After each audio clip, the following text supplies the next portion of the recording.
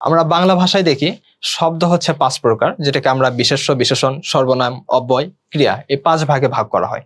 কিন্তু আরবি ভাষায় শব্দকে মাত্র 3টি ভাগে ভাগ করা হয়।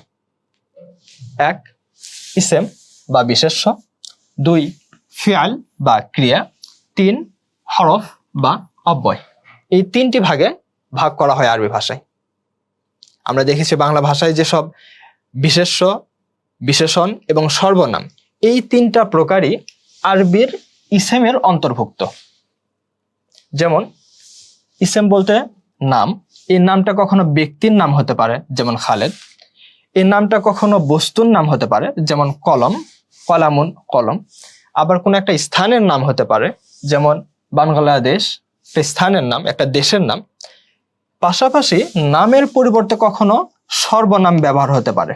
এই সর্বনামটাও আরবি ভাষায় বিশেষের অন্তর্ভুক্ত। আমরা দেখি বাংলায় সর্বনাম একটা আলাদা প্রকার, ইংলিশেও একটা আলাদা প্রকার, কিন্তু আরবিতে সর্বনামটাও বিশেষের অন্তর্ভুক্ত। পাশাপাশি জাদিদুন মানে নতুন, বিশেষণ, বিশেষণটাও আরবিতে ইসেম বা বিশেষের অন্তর্ভুক্ত। এরপরে ক্রিয়ামূল বা কাজের নাম, যেমন পড়া, পড়া একটা কাজের নাম, আরবিতে এটাকে বলা হয় মাসদার, আরবিতে এটাকে বলা হয় মাসদার।